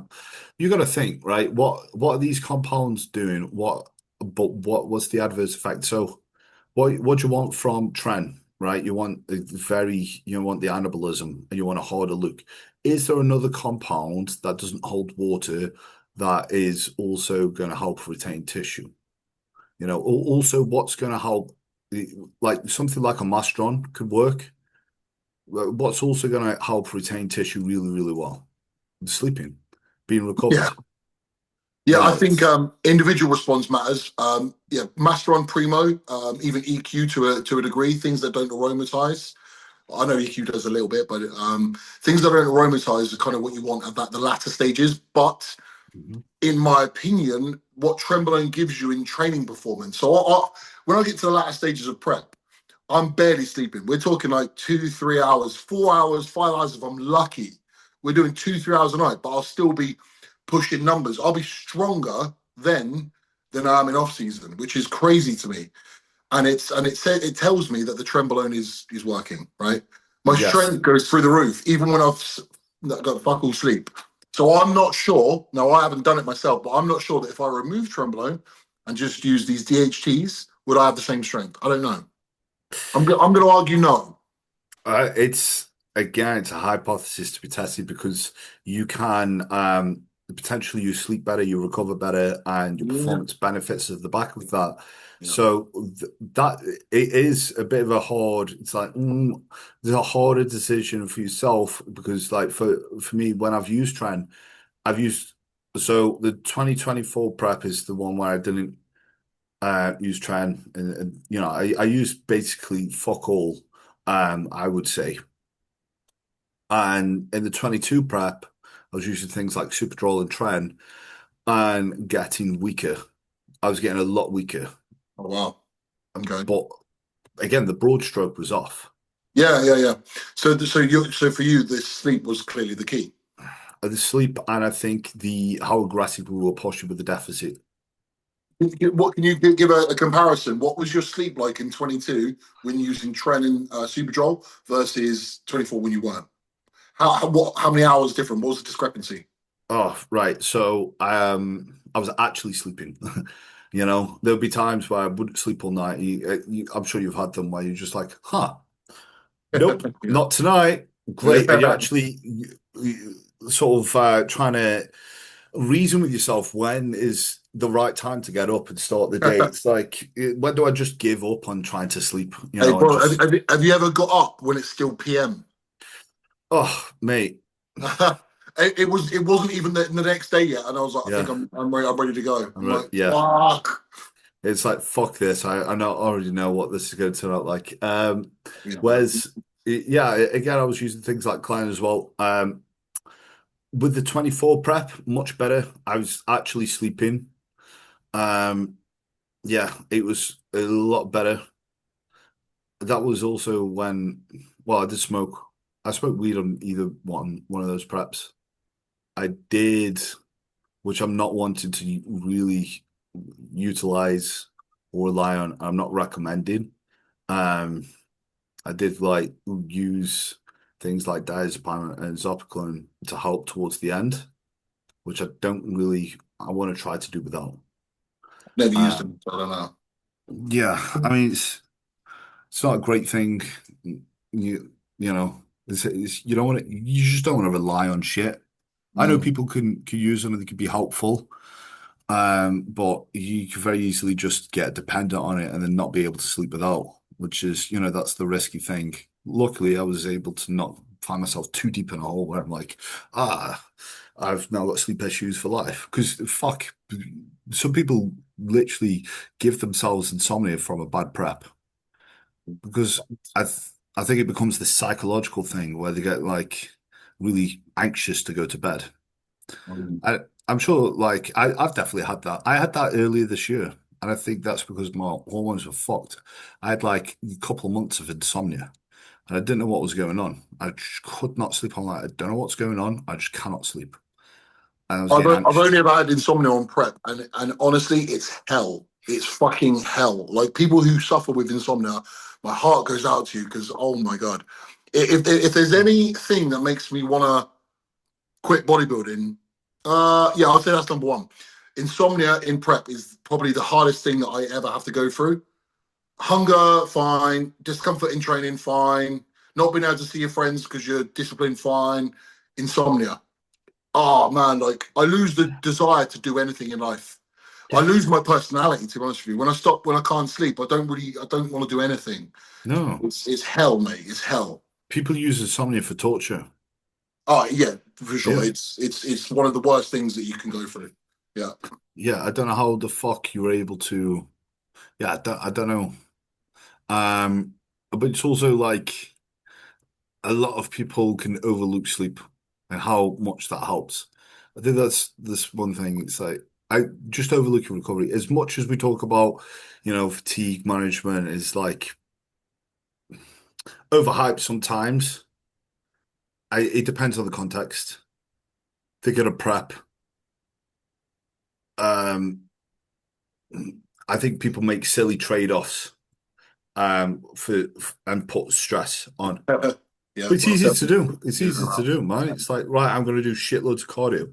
Like another one in the 24 prep is I didn't do cardio. I only did like a couple of weeks of cardio. The Mm. majority of my cardio were from steps and posing, Yeah. and that made it a lot easier. Yeah, man. I do 20, 25 minutes max, and it's enough. I don't need to kill myself. Sometimes I see online people doing 45 plus on the Stairmaster, level 8, level 9. And I'm like, and there's me just doing an incline walk for 25 minutes. And I feel almost guilty, but I don't need to do more. I don't need to do more. And I feel less No, stress. yeah, I think get the most out of the little, right? Yeah, that's the key. I suppose it takes what it takes as well. Yeah, Some not everyone people, can get away with that. Not everyone can get away with that. yeah, I think. Like, sorry, some people's genetics, you know, not you, not I, not anyone can really make a broad statement and say this is what you need to do because it really is just person dependent, right? Yeah, Some people might need to do an hour. They might need to. yeah. This is why it's always funny when you hear this. It's like, oh, you shouldn't be under 2,000 calories, or you shouldn't be doing this much on or whatever. It's like, well, I Take what don't it know. takes. Huh? It takes what it takes to sometimes, you know. I know when I deplete, like, so before a show, I've got a depletion diet, then I've got like a super depletion diet where it's like fucking extreme. And if I don't do that super depletion diet, I don't get the crispy look that I'm after. Like that super depletion diet, I literally go down to about 1600 to 1900. I go there. And bearing in mind, Right. I weigh 117 kilos on stage. That's very low It's for you. It's it's very incredibly low. low. But I'm telling you now, I've done it without that, and it doesn't deliver the same result. And I am someone, touch wood, whatever the fuck, I look better flatter. I don't know why. I don't know why. When I try and fill up, it actually ruins my physique. So yeah, it's a weird one, man. When I do super depletion, I get that crispy look. I get the best look. I don't know. How long do you fill up over? Like, what period of time do you usually try to fill up? Yeah, so I've got a little method. My new method, I believe, is my best method. Is show is Saturday. Wednesday, I'll go around about 1,000 grams of carbs. Wednesday. Thursday, I'll go back to a baseline, which is about 150 grams of carbs, like low, fucking low depletion. Friday, I'll stay low until the evening, and I'll have one meal before bed. And when I say one meal, I mean like homemade burger chips. So let's say some potatoes, a couple of buns, yeah, like a heavy-ish meal. So load Wednesday, low Thursday, low Friday until the final meal, and then I'll decide on that on the look whether I do like any diuretics or anything as well, and then that's it. So technically speaking, just one high day. It actually works for me. One. Interesting. Have you ever tried loading over like a couple of weeks? No, I've done 4 days is my max. So a couple of weeks, basically just increase baseline calories. Yeah, is that what you're saying? Or You just like sort of reversing into the show. Yeah, because you might be able to get that fine line of the lines and the fullness there. It's easy to go, right, I'm here. Because if you slightly over, and you start losing it, you just pull back slightly. yeah. It's because I've been similar to yourself in the sense where my last prep, especially, I did just a lot of front loading. Mm. And it worked. It worked, but I'm like, yeah, there's probably because it was kind of like crash landing it a little bit. So there's probably I want to try when I've done it with clients, it just makes it a lot easier. Mm. The margin for error is smaller. Like you've got a lot of time to sort of dry off after the load. Yeah, you just got to make sure that you're pretty ready. Yeah. Oh, yeah. Um, All of this is yeah, dependent on how lean the person is, right? yeah. I So it's think just for someone like you though, who requires more fullness for your physique to pop, that front load into a depletion or whatever, I don't know if is necessarily the best method because you'll just flatten off again and lose. so when I've done it is mm, I wouldn't say it's like a front load really. I would I would sort of go more aggressive at the beginning and then I taper off throughout the week and then on the day I wouldn't eat anything. And I would actually start slightly overspilled and then by the Mm. time I'm Yeah, like yeah, in a good place. yeah, yeah. And it worked. Like I say, it worked, but I'm like I there's probably a better approach. I think just approach it more linear because I also looked at the photos just heading into those shows. I was like, I was pretty okay before I tried to fucking peak. You know, I looked pretty okay to do. So if I'd have just held that, Yeah, yeah. I could have just. Do you know, I created this method, because I self-coach as well. I created that method of peaking based on just, like when you're in the gym, right? And let's say you had a high day on a Monday, just for example. By about the Wednesday or Thursday, you look fucking phenomenal. You've gone low again and you look really good. You might take your top off after a push day or something. You're like, what the fuck? And I just figured out that was the best time. I never looked best on the high day itself. I always looked a little bit worse, in fact. And I just figured it out. I just sort of almost come across it by chance. Like I just looked better when I flattened off for about 2 or 3 days, roughly. But I also realized that it doesn't necessarily translate to stage. You need that like the look that I prefer and the look that works on stage is not necessarily the same thing. Mm. I love lines and detail. That's what I love. But in order for me to have slightly fuller quads, slightly fuller chest, I need to not have so much depletion. So as I say, I've worked out that Wednesday load, Thursday, Friday, then Saturday, it works.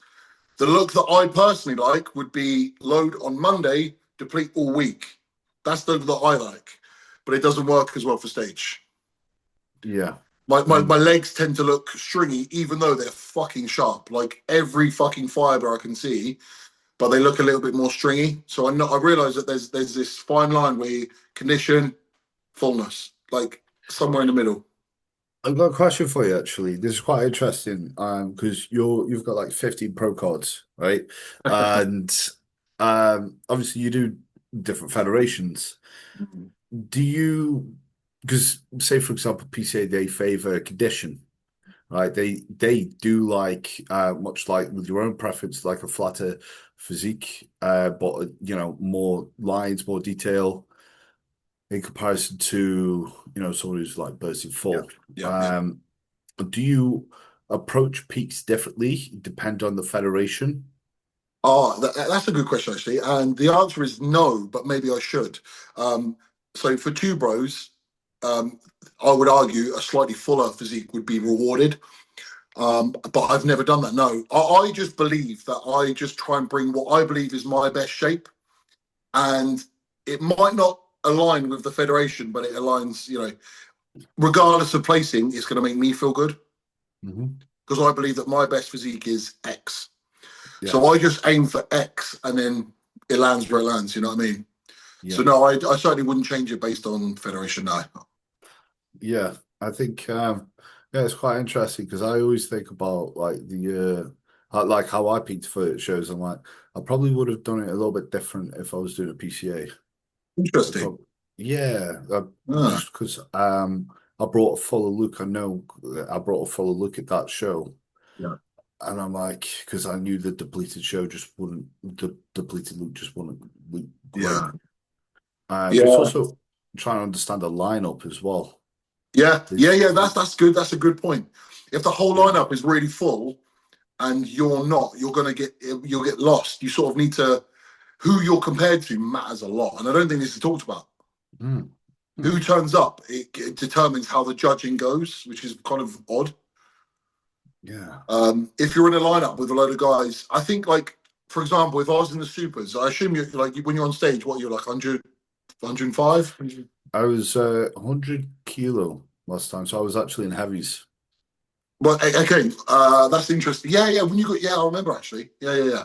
So if you and I were against one another now, you'd be in the supers. So let's say I was against a load of guys of your height.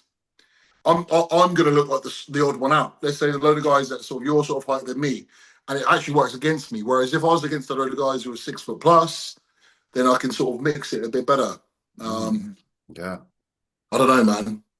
But I know for a fact that if I bring something that I'm not happy with, bursting full, I just don't look good bursting full, in my What opinion. if you got the placing for it? What if you got rewarded for it? Are That's you like like, that's a great point. I because still wouldn't be fully satisfied. I know it. I know it, man. I know Because it. this happened to me. This literally happened to me when the 24 prep. I'm like, well, I know I could be more conditioned than this, but I can't push any harder because I'm just getting flatter, stringier, and in this time frame for this show, Yeah, it's like, cool. I need to make sure I'm full enough, yeah. and it worked, right? But I'm Yeah. like, for me, my idea of 100% wasn't that look. That's And weird. then So did you walk away feeling like not satisfied? it was strange because I like on the day because I knew I could have been leaner, right? I'm like, I'm just gonna see what happens, right? What will be will be. It's that type of mindset. And I'm like, okay. And then I got it. I was like surprised, especially how I approached the peak because I was like over dieted for a week, lost 10 pounds. I'm like, wow, I look like a child. And then threw in a bunch of pizza and, high calorie foods. And then sort of lowered my food going into that. I was like, wow, okay, this has been a very sort of big gamble. We'll see. And it paid off. I was like, okay, but I know it could be better. And then a Mm, similar thing happened with Prague, which is mm, fucked because I was like going into the off season for a couple of weeks, and then I was like, I'm going to enter Prague instead. another last minute decision, which is Mm. in 2 weeks' time. I was so putting a little bit of body fat, and then I had to go back and peel it back, and then Mm. I got ill, and I was like, okay, I remember just being ill and losing a bunch of weight. I had to fill up abroad. It was unideal. I was like, if I don't come last, this is going to be a miracle. And I beat 10 pros. I was like, what the fuck? Yeah, I don't actually know what was your placing, I got 11 out of 21. mate. That's fucking good to beat 10 pros. It That is was, good. I was That is happy, good. yeah, but I was like, I'll be happy to not come last, because Yeah, yeah. especially going into that, it wasn't like a plan to do this weeks. I was like, fucking started to rebound and then coming Yeah. back, and then, Yeah, yeah, man. And also if you think about like, so you lost to uh Martin, Chris, was Sean Corrida there? yeah. Yeah, you like the top five were just ridiculous. It's like Horse MD, Yeah, yeah, yeah, yeah. fucking The first call out of that show are Plasty, ridiculous. Are ridiculous. So you yeah. actually only got beaten by a few like normal pros, you know what I mean? Which, yeah, so I'm happy with that. So there was a flip side of that. So I was like, Mm, the result is, I'm happy with the result. mm, I know the look can be better. That plus time off, mm. it should land me pretty decently Hey in the man, pro ranks. as I said to you about an hour ago, whatever the fuck it was, like I truly believe that your type of physique has the ability to get there. If you Thank you, can man. come in like very, very sharp, I would not be surprised. From me to you, man, I really mean that. I think you've got I it. appreciate it, man. Thank you. Yeah, you're welcome. Thank you. I'm gonna do everything in my power to try to do those words justice, mate. It's just, again, we've got to fuck around and find out, and try to do our best. But yeah, I mean, it was very interesting because there was like this mismatch, and it was also because it was an easier prep as well. Mm. So I was like, fuck, there's been preps where I've absolutely died for it, and I didn't look amazing, but and I didn't get the placings. So it's like Yeah. kind Well, of, it's fucked. It's weird, man. It's weird. You want that emotional payoff? Do I want to call it that? Maybe like when you do a yeah, prep. Yeah, it's you a bit know. of a delayed gratification where but you know, it's like it seems obvious to say, but the suffering more doesn't necessarily mean that you're going to place higher. And sometimes you can, I suppose, to your point, like maybe your version of 100% may not be needed to do what you want in a show. It's very crazy. It's very interesting. But this is what makes me excited for the next one. I'm excited to peak in that different way. I've got Yeah. a little bit of a different approach Mm. in the off season. Man, that's where the fun comes from, isn't it? You know, getting to try out these new methods and stuff. It's like it's fun. It's a little Yeah, experiment, you know. yeah. It's just with bodybuilding, it's long, isn't it? It's like Yeah. I get to try this next peak 3 years later. You know? Yeah, it's fucked, man.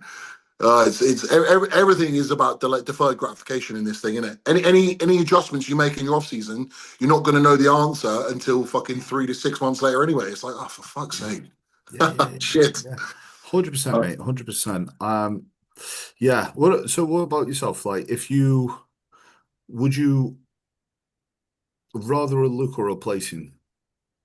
oh man, they're, 'Cause- they're, they're equally as important. I'd say equally. Because if I could look not my best but win a pro card, would I be happy? Sure. But if I looked incredible, my best ever, and I came second, third, fourth or something, I feel like I'd still be like, fuck. Like, yeah. don't know, man. Don't I know. remember that last year, Matt Tofton, he brought his best look and he came last at the Yeah, show. yeah. It Remember, was like remember. crazy. He looked great. He did look great. And then I think it was the show after or some shit like that. He got like his card, Yeah, which is mental. It's just yeah. how crazy bodybuilding is. Before we wrap up, I actually want to ask you, Sam, what is because you've already done some cool shit this year. You got a NABA Pro card, was it? Yeah, yeah. Last year was an ad Yeah. program. Yeah, that's right. So, do you have any specific things that you want to achieve in bodybuilding? As in, right, I want to get to this position at this federation. Like, are you want like win a PCA pro show or the you know? Yeah, so I actually have three goals. So I've got four overalls. I've got four swords in my front room. So I want a fifth one, but I want it with two bros because Okay. I've got it with three different federations. So it'll be a fourth federation I've got it with. So I want one overall at two bros, so regional. Then I want a pro card, so that'll be a fourth pro card, but the only one that counts. And then I want to do a pro show. But also, I don't have the luxury that you do. I feel like I'm shitting on myself and sucking you off, but it's reality, man. I'm 6'3". I don't believe that I'm going to be a good pro, so I want to do a pro to tick it off. That's it. I th Um, I don't know, man. I think you give yourself a harder time. uh, just feel I like I'm think it's realistic, man. I think that also comes as a byproduct of coaching yourself well, is you've got to be harsh on yourself, right? Mhm. You can't be too lenient because you've got to fucking do this extreme sport and fucking go, right, okay, you need to be better. You know, you Mm. constantly be telling yourself, apology and standard. I get that. But like, you know, having three pro cards, you're gonna have a gift there, through Fact. obviously how you apply yourself, but also, yeah, there's going to be something in your physique as well. There's going to be a genetic Yeah. comes up there. Yeah, I get that, man. And I'm not completely, I know my strengths and weaknesses, right? I think I can get lean. I've got good detail. I've got like a tidy midsection. I've got great detail on my legs. Okay, so I know I can get some stuff, right? And clearly I've been somewhat successful, but I just know when someone turns up who's like very good, I'm in trouble. I feel like I'm good to a degree. I think there's like tiers in bodybuilding.